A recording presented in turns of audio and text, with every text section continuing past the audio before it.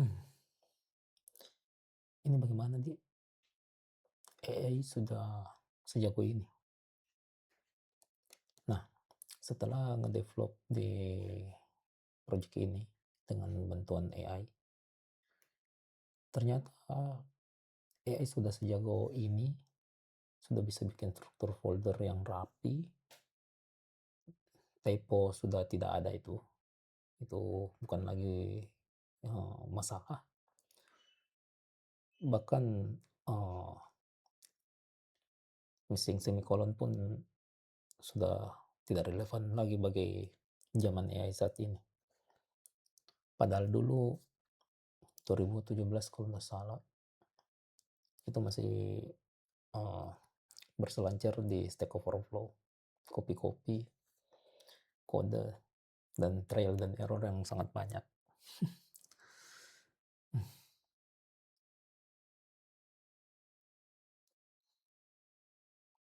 Jadi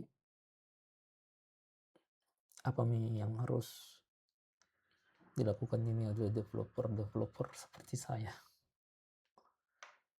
Apakah masih relevan nanti nih skill natif-natif seperti buat looping dari JavaScript ataukah sejenisnya? Kedepannya bagaimana di?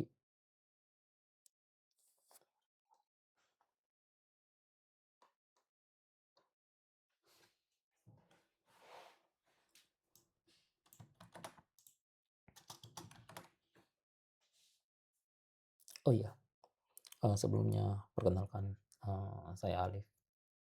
Saya bekerja sebagai software engineer di perusahaan swasta saat ini. Nah, ini nih, salah satu bukti nyata yang aku lihat di YouTube, Google, dan sosial media lainnya. Itu ada orang yang baru bekerja selama 2 hari di perusahaan US. Itu langsung dipecat. Saya kurang mengerti juga mengapa langsung dipecat. Tapi mungkin karena digantikan oleh AI, di mana AI saat ini dan beberapa saat artikel itu dibuat kalau nggak salah itu terbilang murah.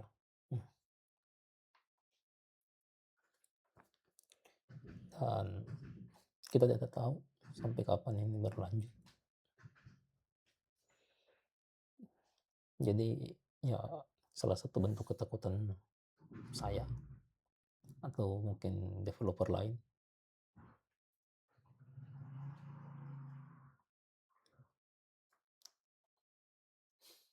Nah, lalu skill apa yang kira-kira masih aman?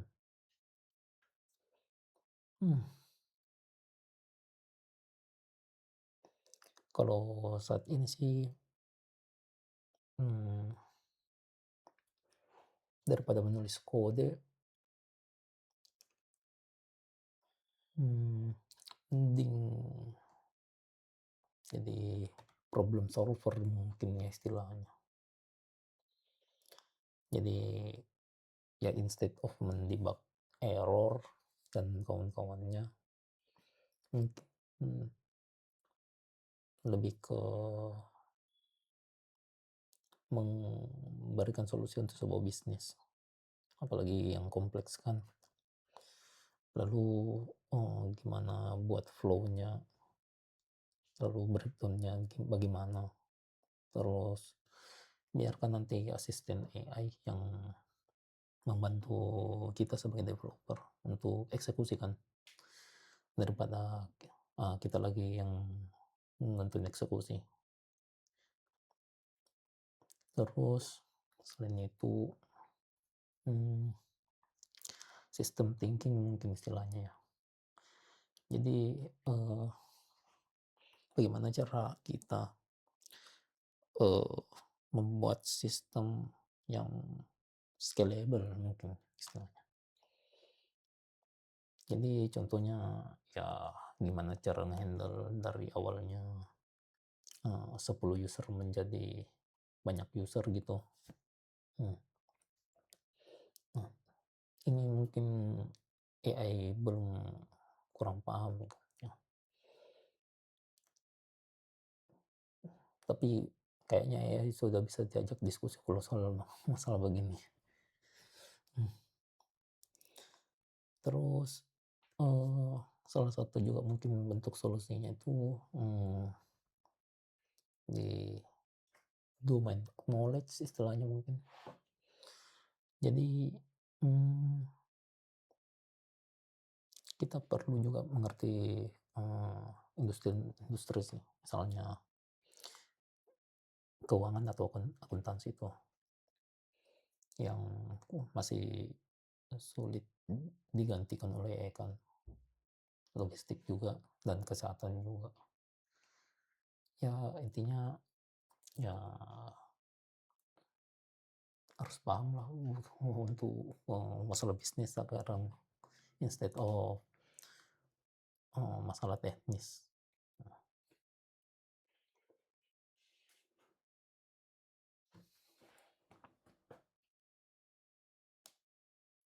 Hmm. Tapi ya juga sih kita tidak boleh bergantung bersama AI untuk ini. Soalnya kalau cuma nantinya ke depannya copy paste dan tidak mengerti flow data terhadap program yang telah dieksekusi oleh AI, ya tetap kita yang harus bertanggung jawab sebagai software engineer atau developer terhadap hasil AI itu.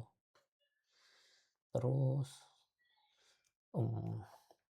ya kita perlu juga perluas mungkin ya, kalau misalnya contohnya saya yang dulu full stack developer baru pernah ke back end, lalu sekarang software engineer, lalu ya harus upskill lagi, misalnya instead of belajar step front end dan back end mungkin harus belajar observability sih sama scalability. Dan ya lagi belajar cara logging yang baik dan benar sih saat ini. Terus ya juga sih itu perbanyak portofolio lah yang lebih nyata lagi kalau begini, karena ya ya yakin saya kalau cuma bikin looping dan table dan buat pop up modal itu sangat ya sangat kurang dan tidak relevan untuk ya di masa kini.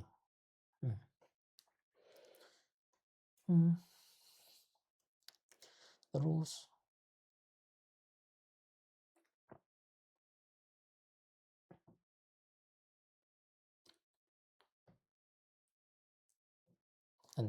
ini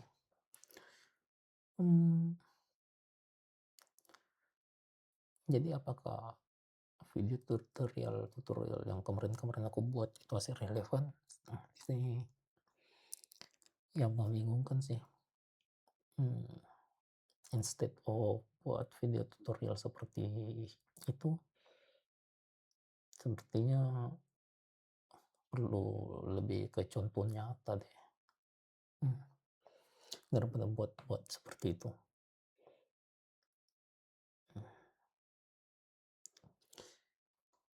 Ya karena kalau misalnya cuma buat table looping pop up model, ya AI lebih teliti itu loh masalah begitu. Tapi biarlah, nanti saya coba beradaptasi kalau masalah-masalah gitu.